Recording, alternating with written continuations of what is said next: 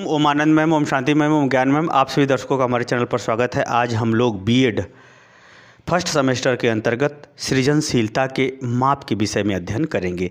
सृजनशीलता क्या होती है, सामान्यतः आपको बताया जा चुका है। सृजनशीलता का तात्पर्य यह है कि किसी वस्तु की खोज करना, किसी वस्तु का निर्माण करना, किसी रचना का निर्माण करना या पुरानी चीज़ों में परिवर्तन करना या कोई सुधार करना इत्यादि गतिविधियां सृजनशीलता के अंतर्गत शामिल की जाती हैं। इसका डिटेल में अर्थ बताया जा चुका है, कम से कम 5 प्रकार का अर्थ।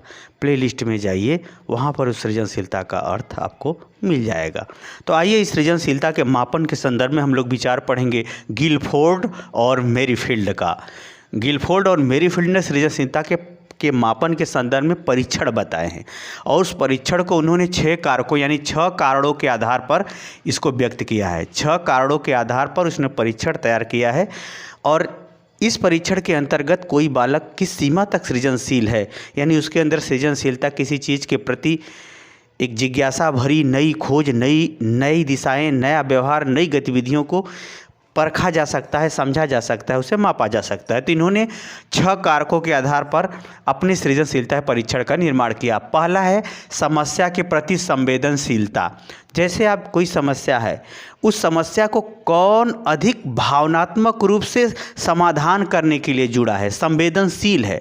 समस्या के प्रति जो जितना ही संवेदनशील होता है, जितना ही तत्पर होता है, जितना ही भावात्मक रूप से ठेस पहुंची रहती है या भावात्मक रूप से जुड़ा रहता है, उतना ही वह जल्दी उस समस्या का समाधान खोजता है। चाहे वह सामाजिक रूप में कोई चुनौती हो, चाहे व्यक्तिगत जीवन में उसकी कोई समस्या या आवश्यकता हो। तो हमारे कहने का मतलब यह है, समस्या के प्रति जितना ही आप संवेदनशील होंगे, उतना ही उसका हल खोजेंगे, उतना ही जल्दी आप हल खोज लेंगे या उतना ही आप जल्दी उसे समाप्त कर देंगे। तो एक प्रकार से जैसे समाज में प्रदूषण की समस्या है, तो ऐसे वाहन खोजे जा रहे हैं या ऐसे इंजन बनाने का प्रयास किया जा रहा है कि काम भी हो जाए, प्रदूषण भी ना हो। तो लगभग में बन चुका है, लेकिन उतनी शक्ति नहीं आई है। जैसे हवा से इंजन चलता है, हवा से गाड़ी चलती है, और हाइड्रोजन का तो आप जानते ही हैं। तो उसी तरह से जितना ही आवश्यकता के प्रति या किसी समस्या या किसी चुनौती के प्रति जो जितना ही छात्र संवेदनशील होगा, उतना ही उसके अंदर अधिक संवेदनशीलता होगी। जितना ही कम संवेदनशील होगा, उतना ही उसके अंदर सृजनशीलता कम होगी। दूसरा है विविधता। विविधता का यहाँ तात्पर्य है कोई समस्या है, कोई आवश्यकता है, कोई नई चीज़ है, तो उसमें वह कितने प्रकार से वह उसे खोज सकता है, कितने प्रकार से वह उसका उत्तर दे सकता है, कितने प्रकार से उसका कारण बता सकता है, कितने प्रकार से उसका प्रभाव बता सकता है, इत्यादि से संबंधित इसमें प्रश्न शामिल किए गए हैं, जिससे विविधता के आधार पर उसका मूल्यांकन आसानी से सृजनशीलता के माप के लिए किया जा सकता है या किया जाता है। तो विविधता, एक ही जगह पहुंचने के कितने तरीके हो सकते हैं, जिसको आप लोग रीजनिंग में आप देखते हैं कि इतने हैं, इसको कितने प्रकार से कुर्सी पर बैठाया जा सकता है, हालांकि वो गणित का सवाल है। उसी तरह से व्यवहारिक चीज़ों में या व्यवहारिक गतिविधियों में भी विविधता के स्वरूप को खोजा जाता है, उसके निर्माण की बात की जाती है, उसके उत्तर की बात की जाती है, जिसके आधार पर उन्होंने अपने परीक्षण के अंतर्गत अनेकों प्रश्न रखे हैं।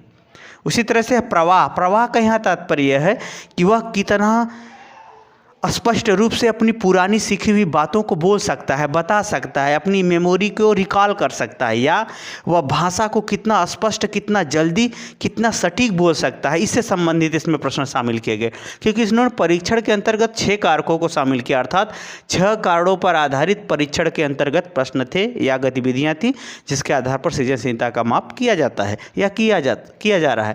तो इसमें प्रवाह, भाषा, पुरानी सीखी हुई बातें, गतिविधियाँ, प्रति उत्तर, ये सब कितने आप जल्दी, कितने सटीक आप देते हैं, इस पर इस सृजनशीलता के अंतर्गत सृजनशीलता के अनुमान लगाने में इसका प्रयोग किया जाता है। अगला है मौलिकता। किसी भी चीज़ का बेस क्या है, किसी के कार्य के पीछे वास्तविकता या सत्यता की खोज संबंधित प्रश्न इसमें शामिल किए गए हैं। मौलिकता का मतलब होता है मूल रूप से अस्थायी स्वरूप क्या है, किसी घटना का, किसी व्यवहार का, किसी क्रिया का, किसी मैटर का, किसी ज्ञान का, किसी तथ्य का, किसी घटना का, उसमें मौलिकता खोजने से संबंधित इसमें प्रश्नों को शामिल किया गया है, ताकि उस मौलिकता को अगर जितना ही जो जल्दी खोज लेता है या मौलिकता तक जितना ही जो जल्दी पहुंच लेता है, तो उतना ही वो अधिक सृजनशील है। क्योंकि बिना मौलिकता का तो सृजनशीलता हो ही नहीं सकता, क्योंकि सृजनशीलता कल्पना नहीं, कल्पना के साथ वो व्यवहार में उतर जाती है, वो वास्तविक बन जाती है, अमूर्त से मूर्त हो जाती है। ऐसी इसकी प्रकृति है, इसके देखा जा सकता है। यद्यपि पहले सृजनशीलता का प्रकटन मानसिक रूप से ही होता है, फिर वह धीरे धीरे व्यवहार में आता है, अनुभव में आता है, तर्क में आता है।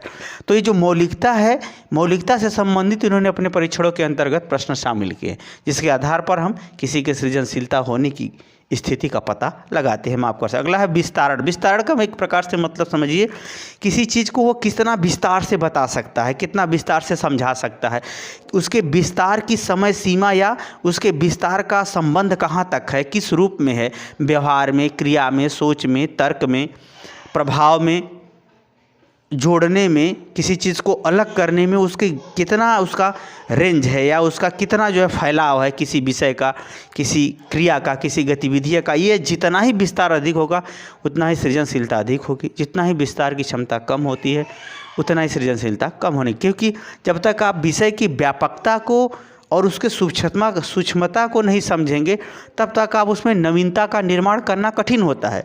इसलिए विस्तारण की स्थिति के अंतर्गत सृजनशीलता सहज ही उत्पन्न होती है, आगे बढ़ती है। अगला है पुनः परिभाषीकरण। पुनः परिभाषीकरण का तात्पर्य है कि यदि आप कुछ नया खोजने में सफल होते हैं, कोई नया चीज़ निर्माण करते हैं, तो ऐसी परिस्थिति में जो पूर्व की धारणा है, पूर्व का व्यवहार है, जो आपका परिवर्तन लाए हैं, आप जो सुधार लाए हैं, जो खोज किए हैं, उसका एक नवीन रूप आप प्रदर्शित करने में सफल हो जाते हैं या नवीन रूप में परिभाषित कर सकते। जैसे मैंने आपको किसी चीज़ को समझा दिया, मैंने अर्थ बता दिया, फिर मैंने आपसे वो अर्थ पूछा, तो जब आप अर्थ बताएंगे तो अपने अनुभव, अपनी समझ, अपनी सूझ को प्रदर्शित करेंगे।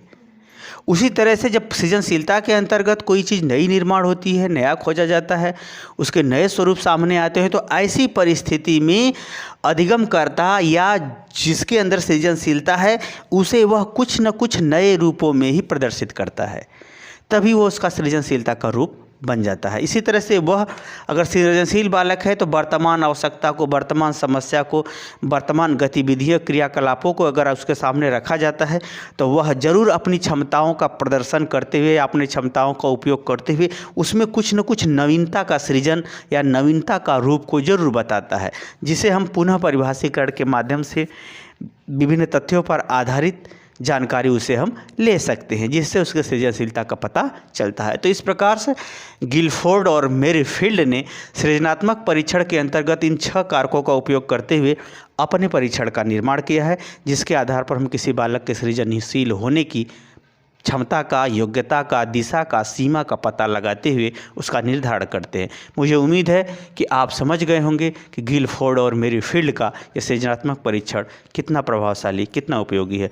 अगर आपको अच्छा लगा हो हमारा समझाया हुआ, अगर आप सुन करके नोट्स बना लेंगे तो आपके पास पर्याप्त मैटर हो जाएगा। अगर हमारा समझाया हुआ आपको पसंद है तो कृपया हमारे चैनल को लाइक, शेयर, सब्सक्राइब भी करें। हरिओम।